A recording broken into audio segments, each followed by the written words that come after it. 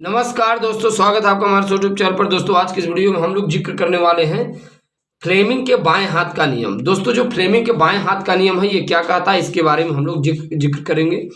दरअसल दोस्तों फ्लेमिंग का जो बाएं हाथ का नियम है ये कहता है यदि हम अपने बाएं हाथ का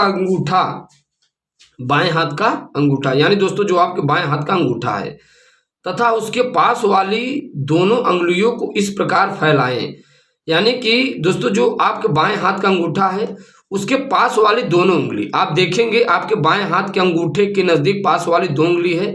एक दोस्तों जो अंगूठे के नज़दीक ही पड़ जाती है उसे हम लोग तर्जनी कहते हैं। उसके बाद वाली दोस्तों जो बड़ी उंगली आती है उसे हम लोग मध्यमा कहते हैं। ठीक, अंगुलियों को इस प्रकार फैलाएं कि तीनों परस्पर लंबवत हो, यानी 90 डिग्री का एंगल बनाता रहे। अभी आपको हम सिखाएंगे भी। चलिए यहाँ पर ध्यान दीजिए। जैसे ये हमारे पास आप देख पा रहे हैं लेफ्ट हैंड है, तो इसमें कहा गया कि बाएं हाथ का अंगूठा और उसके पास वाली दोनों अंगुलियों यानी ये तर्जनी है और ये मध्यमा है, इस प्रकार फैलाएं कि तीनों परस्पर लंबवत। अब देखिए दोस्तों तीनों परस्पर लंबवत का मतलब है दोस्तों ये इन दोनों के बीच 90 डिग्री का एंगल क्रिएट होना चाहिए, इनके बीच 90 डिग्री का एंगल क्रिएट होना चाहिए। ठीक, तो इस प्रकार फैलाएं कि तीनों परस्पर लंबवत। दोस्तों ये अंगूठा है, इसके पास वाली उंगली तर्जनी है और ये बड़ी वाली उंगली मध्यमा होती है। ठीक, तो यहाँ पर देखिए दोस्तों तीनों कह क्या रहे हैं, तब अंगूठे के पास वाली उंगली तर्जनी चुंबकीय क्षेत्र की दिशा को प्रदर्शित करती है।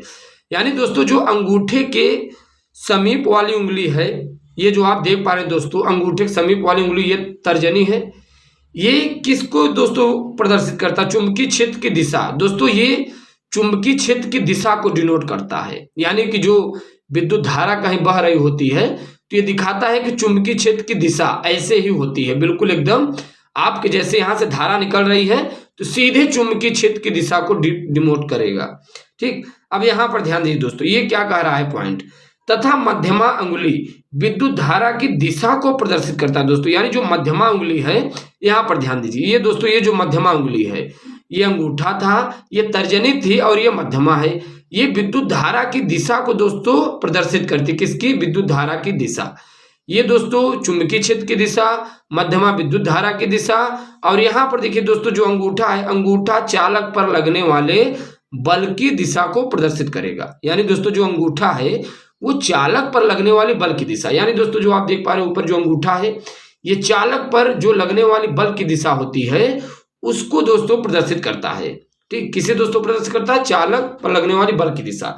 तो हमने क्या कहा दोस्तों? हमने कहा कि यदि हम अपने बाएं हाथ का अंगूठा तथा उसके पास वाली दोनों उंगलियों को इस प्रकार फैलाएं कि तीनों परस्पर लंबवत हो। यानी देखिए हमने इस प्रकार फैलाया कि तीनों परस्पर क्या है दोस्तों? लंबवत हैं, इनके बीच एक 90 डिग्री का एंगल क्रिएट होना चाहिए। ठीक, फिर दोस्तों इसमें क्या कहा जा रहा है, तब अंगूठे के पास वाली अंगुली यानी तर्जनी चुंबकीय क्षेत्र की दिशा, यानी दोस्तों अंगूठे के पास वाली जो उंगली है ये है जो ये चुंबकीय क्षेत्र की दिशा को प्रदर्शित करेगा, तथा मध्यमा, अब यहाँ पर ध्यान दीजिए, तथा मध्यमा अंगुली विद्युत धारा की दिशा को प्रदर्शित करता है। ठीक, मध्यमा अंगुली दोस्तों जो होती है ये विद्युत धारा की दिशा को, और दोस्तों यही अंगूठे की बात करें ये चालक बल की दिशा को प्रदर्शित करता है। ठीक, तो इस प्रकार से दोस्तों हम लोग फ्लेमिंग के बाएं हाथ के नियम के बारे में सीख पाए। इसके बाद हम लोग एक नए वीडियो लेक्चर में मुलाकात करेंगे। Thanks for watching, thanks lot, धन्यवाद।